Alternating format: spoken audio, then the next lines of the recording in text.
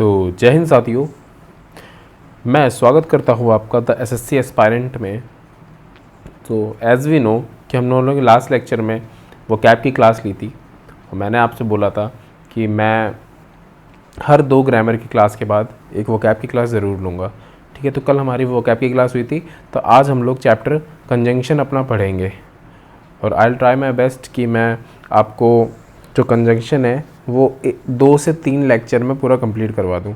बहुत ज़्यादा इसको नहीं खींचेंगे, बस इतना इनफ पढ़ेंगे जितना आपके एग्ज़ाम पॉइंट ऑफ व्यू से इम्पॉर्टेंट है।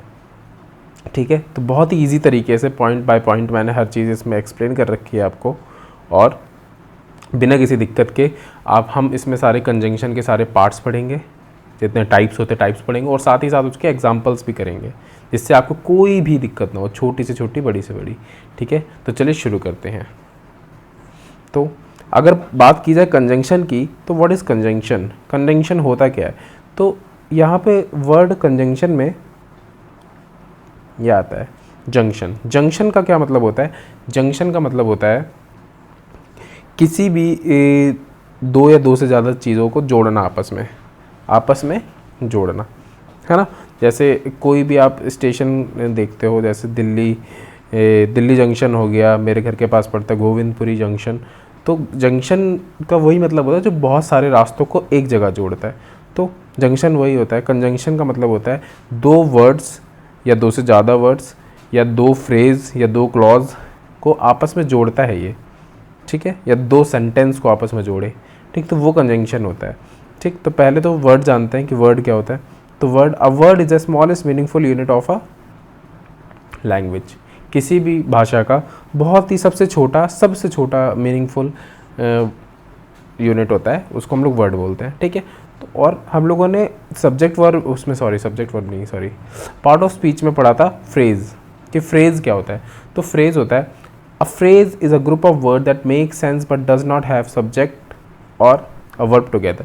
देखो, ये भी एक ग्रुप ऑफ वर्ड्स होता है फ्रेज, पर इसमें क्या होता है, कंप्लीट सेंस नहीं आता है, किसी भी चीज़ का कंप्लीट सेंस नहीं आता है। और इसमें क्या होता है, जो सब्जेक्ट होता है, सब्जेक्ट नाउन या प्रोनाउन नहीं होता है साथ में, और वर्ब भी नहीं होता है, मतलब सब्जेक्ट और वर्ब एक साथ नहीं होते हैं इसमें। ठीक है, तो वो हमारा फ्रेज होता है। जैसे अगर मैं यहाँ पे लिख दूँ raining cats and dogs, तो इसमें आपको दिख तो रहा है कि अपना सब्जेक्ट है, पर इसमें क्या कोई मीनिंगफुल सेंस आ रहा है? कोई मीनिंगफुल सेंस नहीं आ रहा है। अगर मैं इसी जगह अगर मैं लिख दूँ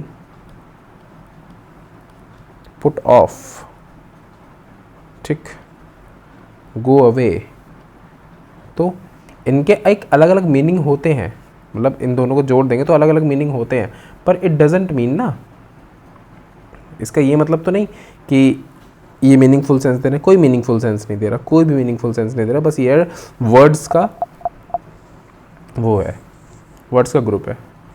ठीक है, चलिए अब बात करते हैं क्लॉज की। तो मैंने क्लॉज भी आपको पढ़ाया था कि क्लॉज क्या होता है। A clause is a group of words that has a subject and a verb.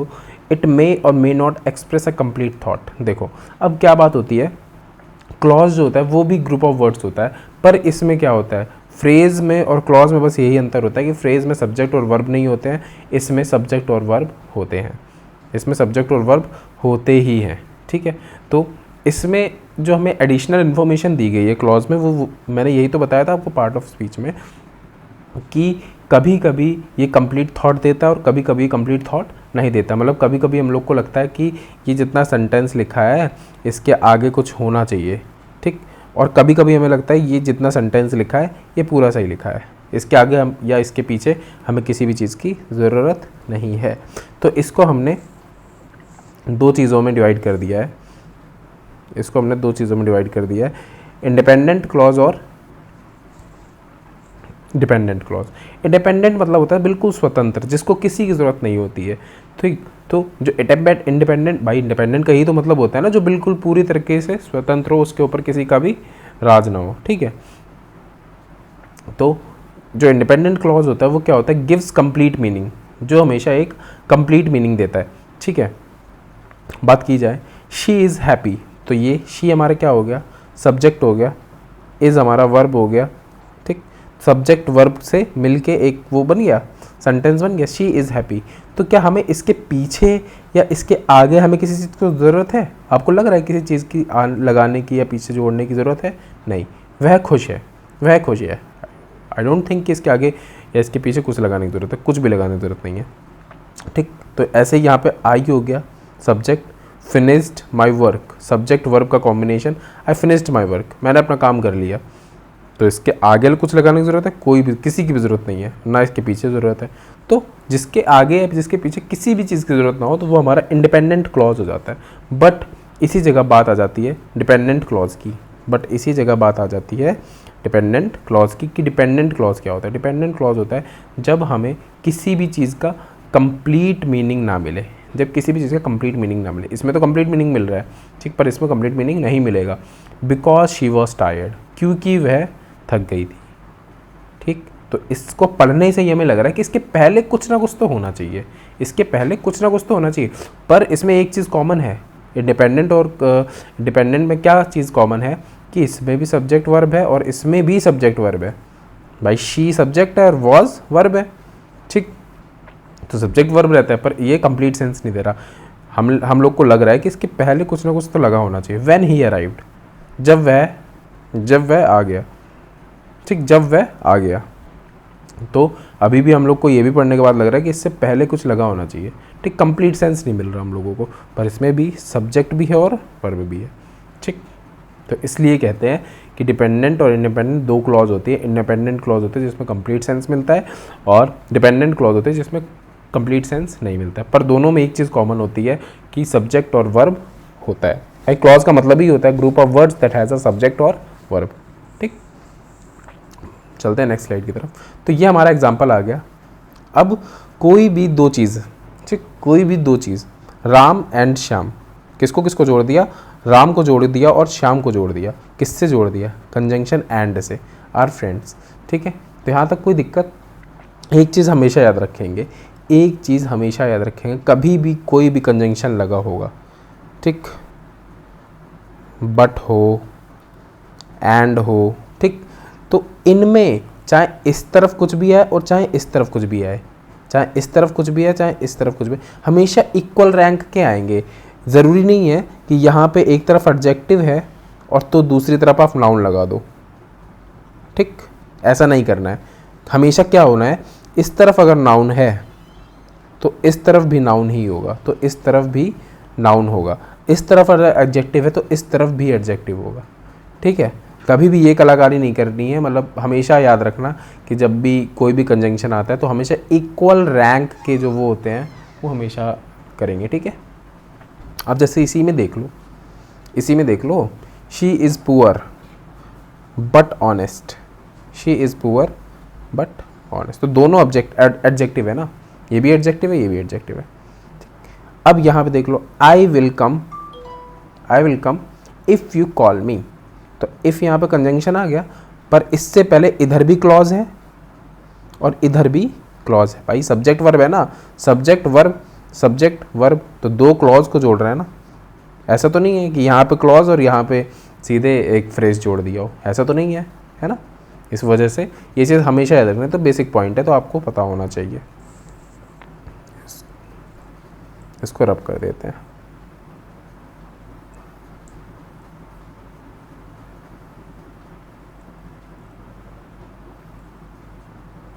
चलिए, तो बात करते हैं टाइप्स ऑफ कंजंक्शन की, कि कितने टाइप के कंजंक्शन होते हैं। तो सबसे पहले तो जो कंजंक्शन होता है वो होता है कोऑर्डिनेटिंग कंजंक्शन, ठीक, कोऑर्डिनेटिंग कंजंक्शन होता है। इसमें हम लोग तीन टाइप के कंजंक्शन पढ़ेंगे, सबऑर्डिनेटिंग कंजंक्शन और कोरिलेटिव कंजंक्शन, ठीक। तो सबसे पहली बात जो करेंगे वो करेंगे कोऑर्डिनेटिंग कंजंक्शन की। इसमें क्या होता है, जॉइंट स्टेटमेंट और क्लॉजेज ऑफ इक्वल रैंक, बात वही कर रहा है कि इसमें जो हम लोग स्टेटमेंट या फिर क्लॉज जोड़ेंगे वो इक्वल रैंक के ही जोड़ेंगे। कोऑर्डिनेटिंग का मतलब होता है इक्वल रैंक, ठीक, इक्वल रैंक के ही जोड़ेंगे। अगर इस तरफ नाउन है तो इस तरफ भी नाउन होगा, इस तरफ एडजेक्टिव है तो इस तरफ भी एडजेक्टिव होगा, ठीक। तो यहाँ तक कोई दिक्कत होनी नहीं चाहिए किसी को, ठीक, क्योंकि बहुत ही ईजी तरीके से मैं पढ़ा रहा हूँ जिसमें आपको कोई दिक्कत हो ही नहीं सकती है, ठीक है। चलिए तो बात करते हैं, देखिए बात करते हैं किसकी, बोल रहा है he is rich but माइजर, he is rich but माइजर, पर ये गलत है। कैसे भाई, बट तो हमारा कंजंक्शन है, वी ऑल नो दैट, ठीक, पर ये जो रिच है, रिच क्या है, रिच एक एडजेक्टिव है, रिच एडजेक्टिव है, पर जो माइजर है, माइजर क्या है, माइजर हमारा नाउन है, तो इसीलिए ये गलत है, क्योंकि इक्वल रैंक के आने चाहिए ना, इस तरफ भी एडजेक्टिव है तो इस तरफ भी एडजेक्टिव ही होना चाहिए, ठीक, तो इसको हटा देंगे, ठीक, इसलिए ये गलत है। But is a coordinating conjunction, so both the word joined by coordinating conjunction must be of equal rank, इसको हटा लो, must be of equal rank. तो यहाँ पे इसको हमने सही करके लिख लिया है, he is rich but miserly, तो जो हमारा रिच है वो भी एडजेक्टिव है और जो हमारा माइजरली है ये भी एडजेक्टिव है, तो इक्वल रैंक के आ गए ना, इस वजह से ये सही है और ये गलत है, ठीक है भाई। माइजर नाउन फॉर्म है और माइजर का एडजेक्टिव फॉर्म अगर लिखेंगे तो माइजरली होता है, ठीक है। अब यहीं पे देख लो, he is foolish and coward, तो जो हमारा फुलिश है ये हमारा एडजेक्टिव है, ठीक है, एडजेक्टिव है, पर ये जो हमारा कॉवर्ड है, कॉवर्ड क्या है, ये हमारा नाउन है, कॉवर्ड हमारा नाउन है, कोई दिक्कत नहीं।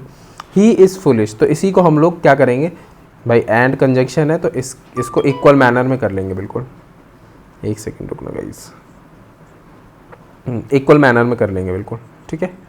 ही इज़ फुलिश एडजेक्टिव, और कॉवर्ड का जो एडजेक्टिव फॉर्म होता है वो कॉवर्डली होता है, ठीक है, ये भी एडजेक्टिव हो गया, तो बिल्कुल सही हो गया ये, ठीक है। She works honestly and with sincerity, अब मैंने जब नाउन पढ़ाया था तो मैंने एक चीज़ पढ़ाया था कि इटी वर्ड जो होता है, जो इटी वर्ड होता है वो किस में आता है, वो नाउन में आता है भाई, किसी भी वर्ड के आखिरी में इटी आ रहा है तो वो नाउन हो जाता है, ठीक, तो इसलिए हम लोगों ने क्या कर दिया, और ऑनेस्टली क्या है, ऑनेस्टली हमारा एडवर्ब है, ठीक, तो यहाँ पे एडवर्ब तो सही है पर इसके आगे विद हमारा क्या है, विद हमारा प्रीपोजिशन है, तो इसलिए इसको विद को हटा के और सिंसियरिटी को हटा के भाई इक्वल रैंक करनी है ना, तो ऑनेस्टली एडवर्ब यहाँ पे भी कर दो, सॉरी एडवर्ब यहाँ पे भी कर दो और एडवर्ब यहाँ पे भी कर दो सिंसियरली, ठीक है। तो यहाँ तक कोई दिक्कत किसी को, कोई दिक्कत नहीं। चलिए आगे बढ़ते हैं, क्या आगे हमसे क्या कहता है। अब आगे कुछ हमारे ऐसे कुछ क्या मतलब जितने भी हमारे को क्या पढ़ रहे थे हम लोग, coordinating conjunction, sorry coordinating conjunction जो हम पढ़ रहे थे उसमें जितने भी हमारे वो हैं अपने कंजंक्शन, उसको याद करने की ट्रिक मैंने यहाँ दे रखी है, फैन बॉयज़। आप फैन बॉयज़ से याद कर सकते हो कि क्या कहते हैं यार, बड़ा नाम कोरिलेटिव और कोऑर्डिनेटिंग में कन्फ्यूज़न हो जाता है, सॉरी तो कोऑर्डिनेटिंग जो होता है उसमें आप ये याद कर लो, फॉर, एंड, नॉर, बट, और, येट और सो, ठीक, तो ये सब चीज़ें हैं फैन बॉयज़ से, आप इसको याद कर लो, बहुत ही कॉमन ट्रिक है, सबको पता होती है, ठीक, तो इससे बहुत इजीली आपको याद हो जाएगी। तो सबसे पहली बात करते हैं एंड की, किसकी बात करते हैं, एंड की। तो सबसे पहले तो एंड के बारे में एक चीज़ जान लेना कि एंड में, एंड के पहले या एंड के बाद में, एंड के पहले या एंड के बाद में जो भी सब्जेक्ट आएगा, ठीक, मतलब एंड हो गया, ठीक, इसके पहले एक सब्जेक्ट आएगा, इसके बाद में एक सब्जेक्ट आएगा, इसके बाद जो वर्ब आएगी वो हमेशा प्लूरल आएगी, वो हमेशा प्लूरल आएगी, ठीक है, प्लूरल आएगी, ठीक। जैसे यहाँ लिखा है Ram and Shyam are playing, तो यहाँ पे एक सब्जेक्ट हो गया और यहाँ पे एक सब्जेक्ट हो गया, तो इसलिए हम लोगों ने जो वर्ब होती है वो कौन सी चूज़ की, प्लूरल, ठीक है, इसलिए यहाँ पर आर आया है, ठीक। शी बॉट एप्पल्स एंड बनाना, तो कॉमन चीज़ आ गई, दो फ्रूट को इसने इक्वल रैंक दिया, तो यहाँ पे शी बॉट एप्पल्स एंड बनाना, ठीक है। ये तो एंड का हो गया। एंड को किस लिए करते हैं, एंड का यूज़ किस लिए होता है, दो सिमिलर आइडियाज़ को जोड़ने के लिए, दो सिमिलर आइडियाज़ को जोड़ने के लिए, ठीक है, इसलिए एंड का यूज़ होता है। अब वही रूल मैंने यहाँ पे देखो लिख रखा है, use plural verb when subjects are joined by and, जैसे Ram and Shyam are here, ठीक। तो Ram and Shyam are here, ठीक है। तो ये रूल होता है, ये बेसिक रूल है, सबको याद होना चाहिए, ठीक। पर एक यहाँ पे एक्सेप्शन आ जाता है। एक एक्सेप्शन क्या आ जाता है, जब भी कोई दो नाउन पर वो एक ही चीज़ को रिप्रेजेंट कर रहे हैं, एक ही चीज़ को रिप्रेजेंट कर रहे हैं, पर तब वहाँ पे प्लूरल वर्ब नहीं आएगी, तब वहाँ पे सिंगुलर वर्ब आएगी। जैसे कि यहाँ पे दे रखा है ब्रेड एंड बटर, ठीक। ब्रेड एंड बटर, बीच में कंजंक्शन, इज़ माई ब्रेकफास्ट, ठीक। ये हैं तो दो अलग अलग नाउन, ब्रेड भी अलग है, बटर भी अलग है, पर ये रिप्रेजेंट किसको कर रही हैं, ये ब्रेकफास्ट को रिप्रेजेंट कर रही है ना, कि भाई अगर वो ब्रेकफास्ट में खाता है तो सिर्फ और सिर्फ ब्रेड, वो बटर थोड़ी ना खाता होगा, ब्रेड और बटर दोनों एक ही साथ तो खाता होगा, या सिर्फ और सिर्फ ब्रेड तो नहीं खाता होगा। तो जब दो चीज़ें एक ही चीज़ को रिप्रेजेंट करें तब वहाँ पे सिंगुलर आता है, ठीक, सिंगुलर वर्ब आती है, ठीक। यहाँ तक कोई दिक्कत नहीं। अब बात करते हैं बट की।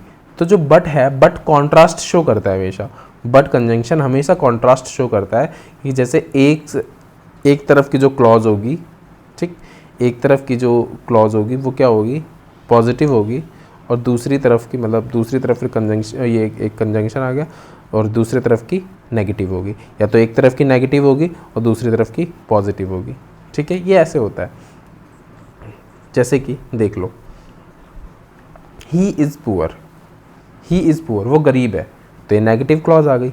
बट हैप्पी, पर वो हैप्पी है, खुश है, ठीक। तो एक तरफ नेगेटिव हो गया, दूसरी तरफ पॉजिटिव हो गया, ठीक।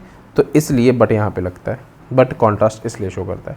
She tried hard but failed, तो उसने हार्ड ट्राई किया, शी ट्राइड हार्ड, तो ये तो पॉजिटिव थिंग, भाई मेहनत करना पॉजिटिव थिंग है, पर आखिरी में वो फेल हो गई, तो नेगेटिव आ गया यहाँ पे। तो इसलिए एक पॉजिटिव हो गया, दूसरा नेगेटिव हो गया, तो इसलिए यहाँ पे बट लग गया, ठीक है। अब बात करते हैं और की। और जो होता है, और कंजंक्शन जो होता है वो हमेशा चॉइस पे रहता है, ठीक है, मतलब चॉइस के ऊपर होता है। इसमें आपको चॉइस पता चल रहा है कि जहाँ पे भी और है तो इसका मतलब पक्का चॉइस दे रहा है, ठीक है। टी और कॉफ़ी, चाय या कॉफ़ी, तो दो चॉइस मिल गई ना आपको, एक कॉफ़ी की मिल गई और टी की मिल गई, ठीक। स्टडी और फेल, या तो पढ़ लो या तो फेल हो जाओ, या तो पढ़ लो या तो फेल हो जाओ, तो दो ऑप्शन इसमें भी है। तो जब भी ऑप्शंस की बात आ जाए तो और लगेगा, ठीक है। तो इसलिए रूल बनाया गया है, ईदर और का जो बनाया गया है, ईदर का जो पेयर बनता है वो और से बनता है, किसका, समझ रहे हो ना, ईदर का जो पेयर बनता है वो और से बनता है, ठीक है। इसलिए जब कभी भी इधर और की बात आएगी और वहाँ पे वर्ब की बात आएगी, तो हमेशा आपको इतना याद रखना है कि इधर और के साथ जब भी वर्ब आएगी तो हमेशा नियरेस्ट सब्जेक्ट क्या आएगी, भाई इधर का पेयर और आ गया, इधर का पेयर और आ गया, तो इसके जो नियरेस्ट, इसके बाद जो सब्जेक्ट आएगा वो क्या आ रहा है, फ्रेंड्स आ रहे हैं ना, बात में क्या आ रहा है, फ्रेंड्स आ रहा है, तो ये सब्जेक्ट है, तो इसके अकॉर्डिंग वर्ब यहाँ पे आ रही है, ठीक। अगर यहाँ पे होता इधर राम और श्याम इज कमिंग, तो यहाँ पे तब सही है, क्योंकि और के बाद जो श्याम है वो सिंगुलर है, तब यहाँ सिंगुलर आया है भाई। और इधर और के सबसे नियरेस्ट कौन सा है, श्याम है ना, इस वजह से यहाँ पे इज आया है, ठीक है। चलिए अब सो की बात करते हैं। सो जो होता है वो हमेशा रिजल्ट शो करता है, ठीक, रिजल्ट, परिणाम शो करता है। He was tired so he slept, वह थक गया था, वह जब थक गया, इसका रिजल्ट क्या निकला, तब वो सो गया था, वो थक गया था तब वो सो गया, तो वो सो गया, ठीक। It rained so we stayed home, बारिश हो रही थी, बारिश होने का जो परिणाम निकला वो क्या हुआ, वी स्टेड होम, बारिश हो रही थी तो हम घर रुक गए, ठीक है। बारिश हो रही थी तो ही तो उसका जो रिजल्ट आया वो ये आया कि वो घर पे रुक गए, ठीक है। चलिए अब बात करते हैं फॉर की। तो फॉर किस लिए होता है, I was tired for I worked hard, I was tired for I worked hard. For का जो सेंस बन के आता है वो बिकॉज आता है वैसे, ठीक है। फॉर का जो कॉन्सेप्ट बन के आता है वो आता है बिकॉज से, क्योंकि मैं थक गया था, क्योंकि I worked hard, for I worked hard, क्योंकि मैंने हार्ड वर्क किया था इस वजह से। तो फॉर का जो सेंस आता है वो क्योंकि से बन के आता है, ठीक है। येट कॉन्ट्रास्ट लाइक बट, जो येट होता है इसका जो कॉन्सेप्ट होता है वो बट की तरह होता है। बट जैसे कॉन्ट्रास्ट के लिए यूज़ होता है वैसे ये भी कॉन्ट्रास्ट के लिए ही सो होता है, ठीक है। एक पॉजिटिव दूसरा नेगेटिव, या तो दूसरा नेगेटिव पहला पॉजिटिव, ठीक है। ही इज़ रिच, वो रिच तो है भाई, अच्छी बात है, पॉजिटिव है। येट अनहैप्पी, येट अनहैप्पी,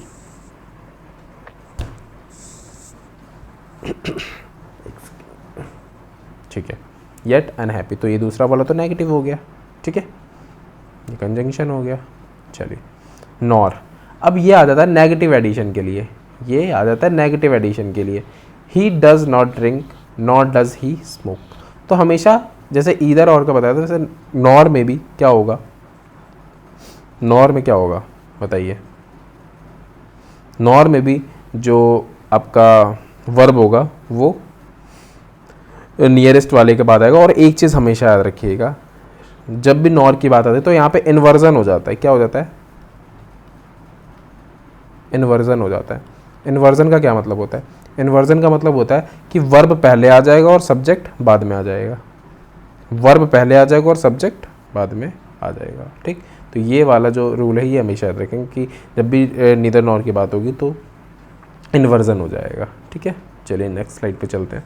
अब बात करते हैं हम अपनी दूसरे टाइप के कंजंक्शन पे, जिसको हम लोग बोलते हैं सबऑर्डिनेटिंग कंजंक्शंस, जिसको हम लोग क्या बोलते हैं, सबऑर्डिनेटिंग कंजंक्शन, ठीक है। तो सबऑर्डिनेटिंग कंजंक्शन की अगर बात करते हैं तो ये कंजंक्शन कौन से होते हैं, जो डिपेंडेंट क्लॉज को इंडिपेंडेंट क्लॉज से जोड़ते हैं, जो कि डिपेंडेंट क्लॉज को इंडिपेंडेंट क्लॉज से, डिपेंडेंट क्लॉज कौन से होते हैं, डिपेंडेंट क्लॉज वो होते हैं जो कंप्लीट सेंस नहीं देते हैं, और इंडिपेंडेंट क्लॉज वो होते हैं जो कंप्लीट थॉट देते हैं, ठीक है।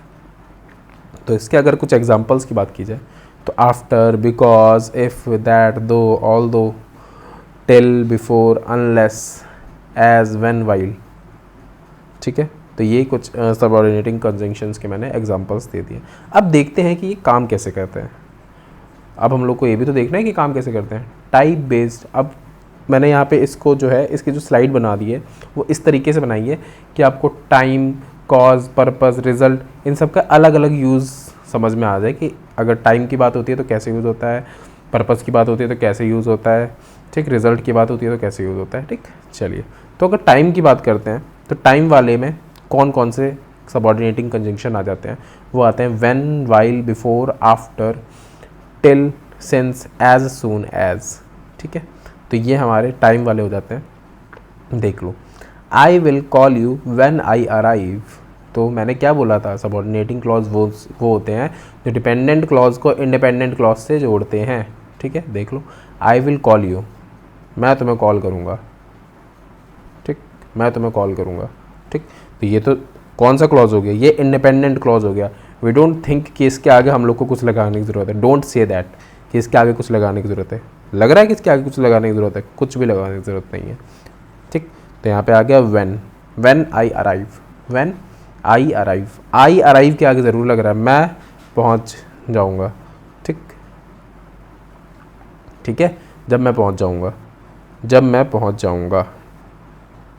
तो यहाँ पे ज़रूर लग रहा है कि इसके आगे हमें कुछ लगाने की ज़रूरत है, तो इसलिए ये डिपेंडेंट क्लॉज हो गया, ठीक है। तो यहाँ पे टाइम की तो बात हो रही है, जब वो टाइम से पहुँच जाएगा तभी तो उसको कॉल करेगा, है ना, जब वो पहुँच जाएगा तभी तो कॉल करेगा, इसलिए टाइम की बात है। शी लेफ्ट बिफोर आई केम, वह चली गई थी जब मैं पहुँचा, मेरे आने से पहले, मतलब वो चली गई थी मेरे आने से पहले, ठीक। तो यहाँ पे भी टाइम की बात हो रही है, ठीक। चलिए नेक्स्ट पे आते हैं।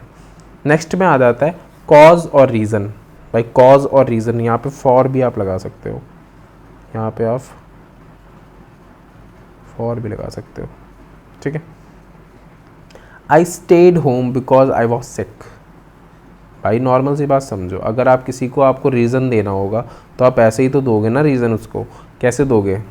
अगर मान लो आपको अपने टीचर को पागल बनाना है, ज़्यादातर ये सब ने किया है, ये सब ने किया है, क्या स्कूल में सब ने किया है। I forgot my book, I forget my book, I forgot my book because I was ill, क्योंकि मैं बीमार था। तो ये तो सबने बहाना दिया है, ठीक है भाई, वो अपनी बुक क्यों भूल गया, क्योंकि वह बीमार था, तो रीज़न दिया ना उसने, ठीक। तो ये चीज़ें हैं, इसको हटाओ यहाँ से। चलिए ठीक, I stayed home because I was sick, मैं घर पे रुक गया क्योंकि मैं बीमार था, क्योंकि मैं बीमार था, रीज़न दिया ना, इसलिए बिकॉज, सिंस, एज, ये सब चीज़ें। अब एक चीज़ याद रखना, ज़रूरी नहीं है कि कंजंक्शन हमेशा सेंटेंस के बीच में आएगा, ज़रूरी नहीं है कि कंजंक्शन हमेशा सेंटेंस के बीच में आएगा, नॉट नेसेसरी, ठीक। ये जो होगा कंजंक्शन कभी कभी सेंटेंस के पहले भी आ जाता है। जैसे बात की जाए सिंस की, तो since it was raining we cancelled the match, since it was raining we cancelled the match, क्योंकि बारिश हो रही थी, क्योंकि बारिश हो रही थी वी कैंसिल, हमने मैच कैंसिल कर दिया, ठीक है। तो यहाँ पे भी क्योंकि का सेंस दे रहा है, रीज़न बता रहे हैं ना, क्योंकि बारिश हो रही थी, भाई बारिश ना होती तो मैच जो मैच था वो कैंसिल भी ना होता, क्योंकि बारिश हो रही थी इस वजह से मैच कैंसिल हो गया, रीज़न दे दिया यहाँ पे भी, कॉज दे दिया, ठीक है। अब बात करते हैं रिजल्ट की, परिणाम की, सो दैट सच दैट, तो यहाँ बात करते हैं he studied hard so that he could pass, he studied hard so that he could pass, ठीक। तो रिजल्ट क्या है, जब वो स्टडी हार्ड करेगा तब वो पास होगा, ठीक है।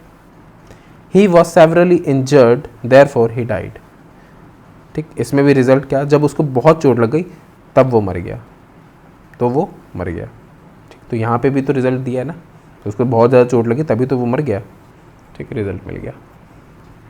चलिए नेक्स्ट पे आते हैं। अब बात करते हैं कंडीशन की, यहाँ पे आप बात करते हैं कंडीशन की, तो कंडीशन आ जाती है, कंडीशन वाले जो कंजंक्शन होते हैं वो होते हैं इफ़, अनलेस, प्रोवाइडेड दैट। तो एग्जांपल देख लीजिए, बहुत इजी है, आई will go if you come, I will go if you come, मैं चला जाऊँगा अगर तुम आए, मैं चला जाऊँगा अगर तुम आए, ठीक। तो यहाँ कंडीशन यही तो दी है, अगर तुम आए तो मैं चला जाऊँगा, ठीक, अगर तुम आए तो मैं चला जाऊँगा, शर्त रखी है ना, ठीक है। You will fail unless you study, you will fail unless you study, तुम फेल हो जाओगे अगर नहीं पढ़ोगे, यहाँ पे भी तो शर्त रखे, अगर नहीं पढ़ेगा तो फेल हो जाएगा ना, तो शर्त है ना ये, you will fail unless you study. तो यहाँ पे एक बात छोटी सी मैंने लिख दी है कि अनलेस जो होता है वो हमेशा इफ़ नॉट के बराबर होता है, जो हमारा अनलेस होता है वो किसके बराबर होता है, वो इफ़ नॉट के बराबर होता है, ठीक है। मैंने लिख भी रखा है, अनलेस यू वर्क हार्ड अगर मैं लिख दूँ तो भी सही है, अगर मैं लिख दूँ if you don't work hard तो भी सही है, तो दोनों का मतलब एक ही है, ठीक है। चलिए अब बात करते हैं कॉन्ट्रास्ट की, फिर से वही बात आ गई, कॉन्ट्रास्ट वाली बात आ जाती है। अभी जो हम कॉन्ट्रास्ट पढ़ रहे थे वो बट वाला पढ़ रहे थे, अभी जो कॉन्ट्रास्ट पढ़ रहे थे वो हम लोग बट वाला पढ़ रहे थे, कोऑर्डिनेटिंग कंजंक्शन था वो, ठीक। पर अब हम लोग पढ़ रहे हैं सबऑर्डिनेटिंग, अब हम लोग पढ़ रहे हैं सबऑर्डिनेटिंग कंजंक्शन, जिसमें हम लोग इंडिपेंडेंट क्लॉज को डिपेंडेंट क्लॉज से जोड़ते हैं, है ना, इस वजह से। और उसमें क्या करते थे, उसमें इक्वल रैंक की चीज़ें जोड़ते थे, किसमें, कोऑर्डिनेटिंग क्लॉज में क्या करते थे, इक्वल रैंक को जोड़ते थे, मतलब एडजेक्टिव को एडजेक्टिव से, नाउन को नाउन से, एडवर्ब को एडवर्ब से। पर इसमें क्या करता है, इंडिपेंडेंट क्लॉज को डिपेंडेंट क्लॉज से, डिपेंडेंट क्लॉज को इंडिपेंडेंट क्लॉज से, ठीक। तो ये डिफरेंस है दोनों में, ठीक। तो बात करते हैं, इसमें आ जाता है ऑल दो, दो, इवन दो, ठीक, इवन दो दोनों एक ही है, सॉरी, ठीक। तो यहाँ मैंने एक एग्जांपल दिया है, ऑल दो he is rich he is unhappy, इसमें भी देखो एक पॉजिटिव क्लॉज आ गया, भाई रिच होना तो एक अच्छी बात है ना, पर अनहैप्पी है वो, तो ये नेगेटिव क्लॉज आ गया। पर इससे पहले लगा दिया ऑल दो, ऑल दो का मतलब होता है हालांकि, हालांकि वह रिच है पर वो अनहैप्पी है, ठीक है, हालांकि वो रिच है पर वो अनहैप्पी है, तो इसलिए जब दो क्लॉज में कॉन्ट्रास्ट आ जाएगा तब वहाँ ऑल दो, दो, इवन दो, ये सब चीज़ें यूज़ होंगी, ठीक है। अब इसके लिए मैंने यूज़ दे दिया, ये तो कॉमन सी चीज़ है, ये तो मैंने समझ में खुद ही आपको आ जाएगा, क्योंकि कुछ सीबीएसई वाले बच्चे होते हैं, जैसे मैं खुद सीबीएसई बोर्ड का हूँ, तो हम लोग के साथ एक सबसे बड़ी प्रॉब्लम ये होती है कि हम लोग ग्रामर के अकॉर्डिंग नहीं चलते। हम लोग सोचते हैं कि यार ये बोलने में अच्छा लग रहा है तो यही आंसर होगा तो इस वजह से हम लोग गलती सबसे ज़्यादा वहाँ पे कर देते हैं, पर अकॉर्डिंग टू ग्रामर हम लोग को चलना चाहिए हमेशा, ठीक है। तो इसमें वही चीज़ लिखी है, never use but with although. Although के साथ कभी भी बट मत लगाना, क्योंकि देखो बोलने में अच्छा लगता है, although he is rich but he is unhappy, तो यहाँ पे बच्चे मात खा जाते हैं, ठीक है, वो गलत हो जाता है फिर। तो इसलिए जब भी ऑल्दो का यूज़ करो तो हमेशा बट हटा दो, क्योंकि एरर यहीं से ही आता है भाई, आपको एरर दे देगा, उसमें ऑल्दो भी लगा देगा और बट भी लगा देगा, तो बट को हटा देना है, ठीक है। चलिए नेक्स्ट पे आते हैं, पर्पज़। अब बात करते हैं पर्पज़ की। तो इसमें बोलता है पर्पज़ में जो आपके कंजंक्शन आएंगे वो आएंगे so that, in order that, he works hard so that he can succeed, ठीक, he works hard so that he can succeed, वो मेहनत करेगा तो ज़रूर सक्सेस पाएगा, ठीक है। तो वो यही मतलब है, पर्पज़ तो ये है, वर्क हार्ड करने का क्या पर्पज़ है, सक्सेस होने का जो पर्पज़ है, मतलब वर्क हार्ड करने का जो पर्पज़ है वो क्या है, सक्सीड होना, ठीक है, इसलिए।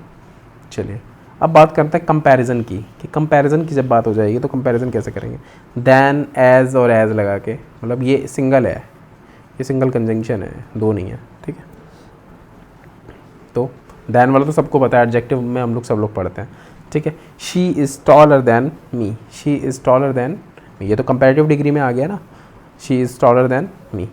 ही is as smart as Ram. अब इसमें एरर कैसे बनता है, अब इसमें एरर बन जाता है, यहाँ लिखो एग्जाम्पल में अगर मैं लिख दूँ, he is as taller as Ram, तो क्या ये सही है, एज टॉलर एज राम? बिल्कुल गलत है, क्योंकि जब एज और एज दो ऑलरेडी कंपैरिजन आ गया है तो हम लोग को कंपैरेटिव डिग्री लगाने की ज़रूरत है ही नहीं। क्यों? फिर सुपर फ्लश हो जाएगा ना, मोर देन इनफ हो जाएगा, दो कंपैरेटिव डिग्री थोड़ी ना लगा दोगे। एज और एज ऑलरेडी जब कंपैरिजन में है तो टॉलर भी कंपैरेटिव डिग्री होती है, तो ये नहीं लगा सकते, इसलिए यहाँ पे क्या लिखा हुआ है, इसलिए इसको अगर सही तरीके से लिखेंगे तो यहाँ ऐसे लिख देंगे, he is as tall as Ram, ये मतलब होता है, ये बिल्कुल सही है, ठीक है, और ऊपर वाला गलत है, ठीक। तो ही विल टेक, तो यहीं पे देखो सेकंड वाला दिया हुआ है, he is as smart as Ram, अगर यहाँ स्मार्टर होता तो गलत हो जाता, ठीक है, इसलिए हमेशा याद रखना एरर यहीं से आता है। एज और एज अगर दे रखा हो तो उसमें जो डिग्री बीच में आएगी या बीच में कुछ भी एडजेक्टिव दे रखा होगा वो हमें तो पॉजिटिव डिग्री होगी, ठीक है, कंपैरेटिव कभी नहीं होगी, और कंपैरेटिव होगी तो एज नहीं होगा साथ में, ठीक है। He will take tea rather than coffee, तो एक चीज़ अब याद रखना, जब बात रेदर की आ जाती है तो रेदर का जो पेयर होता है वो हमेशा किससे बनता है, देन से बनता है, ठीक है, रेदर का पेयर देन से बनता है, ठीक। चलिए एज, अब मैनर की बात करते हैं, अगर ढंग की बात करते हैं, एज इफ एज दो, ठीक है। अब यहाँ पे तरीके की बात करते हैं कि मैनर की अगर बात करते हैं तो कौन से कंजंक्शन यूज होते हैं। अब he talks as if he knows everything, ऐसे बात कर रहा है जैसे उसे सब पता है, जैसे उसे सब पता है, ठीक। तो मैनर की जब बात होगी तो एज इफ़ एज दो की लगा के या फिर एज लगा के हम लोग काम करेंगे। अब ये हम लोगों ने अपने देखो दो चीज़ें पढ़ ली ना, कोऑर्डिनेटिंग और सबऑर्डिनेटिंग, तो उसी से रिलेटेड मैंने यहाँ पे कुछ क्वेश्चंस डाल दिए हैं। अब इस क्वेश्चंस में आप लोग को बताना है कि आंसर क्या होगा, ठीक। ही इज़ रिच, तो रिच क्या है, किसी की विशेषता है ना, हैप्पी, ये भी विशेषता है, तो ये भी एडजेक्टिव है और ये भी एडजेक्टिव है। तो जब भी दो इक्वल रैंक के आ जाते हैं, दो इक्वल रैंक के आ जाते हैं तो वहाँ कौन सा यूज़ होगा, और दोनों पॉजिटिव हैं भाई, रिच जो है वो भी अच्छी चीज़ है और हैप्पी होना भी अच्छी चीज़ है, दोनों पॉजिटिव है, तो क्या आ जाएगा, and, he is rich and happy, ठीक। शी इज़ रिच, रिच होना तो अच्छी बात है, और अनहैप्पी होना गंदी बात है, तो ये नेगेटिव हो गया, पर ये पॉजिटिव हो गया, तो कॉन्ट्रास्ट हो गया ना बीच में, तो कॉन्ट्रास्ट जब हो जाए तो बट आ जाएगा। ठीक, अब ही worked hard, he passed, he worked hard, he passed, उसने मेहनत की तब वो पास हुआ ना, तो यहाँ पे बात किसकी हो रही है? रीज़न की हो रही है ना, क्योंकि, क्योंकि वाली बात हो रही है ना, तो यहाँ पे आप लोग लगा सकते हो बिकॉज, या फिर इसके आगे मतलब इसमें हम लोग सिंस भी लगा सकते हैं, सिंस भी तो लगा सकते हैं, since he worked hard he passed. ठीक, he worked hard dash he failed, he worked hard dash he fail, नहीं सॉरी फेल नहीं है, पास्ट ही है, सॉरी, ही वर्कड, उसने मेहनत की, उसने मेहनत की, और ये भी देखो पॉजिटिव है, उसने मेहनत की, मेहनत करना भी पॉजिटिव है, पास होना भी पॉजिटिव है, तो यहाँ क्या लगता है? ही वर्कड हार्ड, तो यहाँ पे एंड लिख सकते हो, कॉमन सी चीज़ है and, he worked hard and he, या फिर रिजल्ट में तो हम लोग ये भी करते हैं ना, रिजल्ट में तो सो भी लगा सकते हो, रिजल्ट में सो भी लगा सकते हो। ठीक है, ही worked hard he failed, work hard करना तो अच्छी बात होती है, ठीक, पर फेल हो गया ये गंदी बात होती है, नेगेटिव हो गया ये, तो ये पॉजिटिव हो गया और ये नेगेटिव हो गया, तो क्या कर देंगे बताओ? तो हम लोगों ने क्या बोला था, और ये बात किसकी हो रही है? ये सबऑर्डिनेटिंग क्लॉज की बात हो रही है। क्यों बात हो रही है? क्योंकि यहाँ पे हम लोग कोई इक्वल रैंक की चीज़ें तो नहीं ऐड कर, इक्वल रैंक की चीज़ों को तो नहीं जॉइंट कर रहे हैं, किसको जॉइंट कर रहे हैं? ही वर्कड हार्ड, मतलब इंडिपेंडेंट क्लॉज को डिपेंडेंट क्लॉज से जोड़ रहे हैं, तो सबऑर्डिनेटिंग वाली क्लॉज, सबऑर्डिनेटिंग कंजंक्शन वाली कंजंक्शन लगेगी। ठीक है, तो क्या लगा देंगे? ऑल दो, हालांकि उसने हार्ड वर्क किया पर वो फेल हो गया। ठीक, तो यहाँ पे आ जाएगा ऑल दो। ठीक है, चलो, ही worked hard, he worked hard dash he failed, तो बट लगा दो क्योंकि बीच की बात हो रही है। ठीक, positive then negative, but he failed, या फिर येट लगा दो। ठीक है, येट लगा दो, take care dash you will fail, take care dash you will fail, तो यहाँ पे और भी लगा सकते हो। यहाँ पे चॉइस है ना, चॉइस आ रही है ना यहाँ पे, या तो अपना ध्यान रखो, या तो अच्छा फॉल है सॉरी, और यू विल फॉल, या तो अपना ध्यान रखो या तो गिर जाओ, तो दो चॉइस है ना, या तो ध्यान रखो या तो गिर जाओ, तो जब चॉइस की बात आ जाए तो और लगा सकते हो, एल्स लगा सकते हो। ठीक है, take care dash you should fall. अब यहाँ बात तो एक ही है, देखो इसको और इसको एक ही बात है, you will fall, you should fall, पर जब बात शुड की आ जाएगी, शुड की आ जाएगी, तो आप क्या करोगे? जब भी शुड आ जाए तो आपको एक रूल हमेशा याद रखना है कि लेस्ट का जो पेयर होता है वो किससे बनता है? शुड से, और अगर शुड आ गया तो शुड एक मॉडल होता है, तो मॉडल के साथ हमेशा क्या आता है? V1 आता है। ठीक, तो यहाँ पे जब भी शुड की बात है, यहाँ पे हम लोग और लगा सकते हैं, क्योंकि यहाँ पे हम लोगों को क्या दे रखा है? ऑप्शन दे रखा है, टेक केयर, या तो ध्यान रखो या तो गिर जाओ, तो पर यहाँ शुड लगा दिया, तो शुड का पेयर हमेशा किससे बनता है? लेस्ट से। ठीक है, you will not come, you will not come, तुम नहीं आओगे अगर बारिश हुई।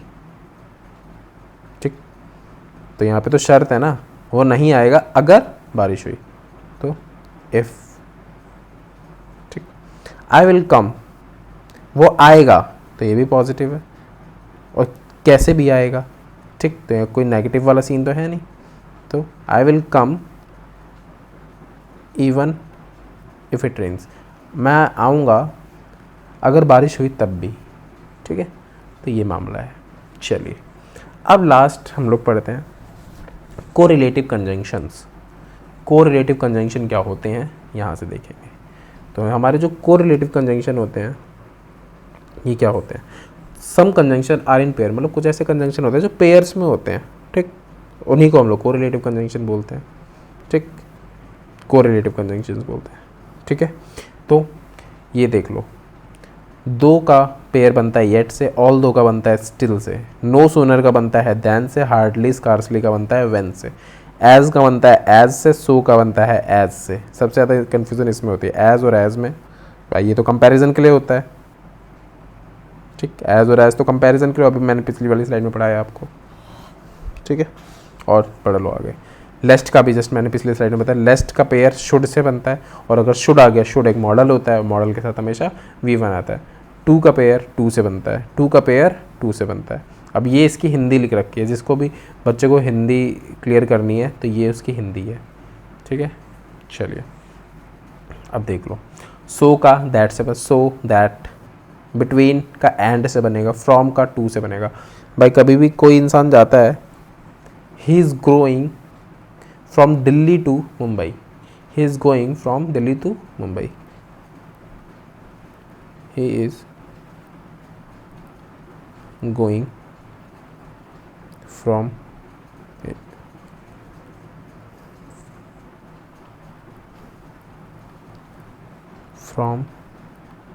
दिल्ली टू मुंबई, ठीक है। He is going from Delhi to Mumbai. ऐसा तो नहीं बोलते he is going from Delhi and Mumbai, ऐसा तो फ्रॉम का पेयर एंड से तो नहीं बना, तो फ्रॉम का हमेशा से टू से बनता है। तो ये तो बेसिक चीज़ है, भी तो आप लोग ने सुना भी होगा कभी, ठीक है, इसलिए इसको हटा देते हैं।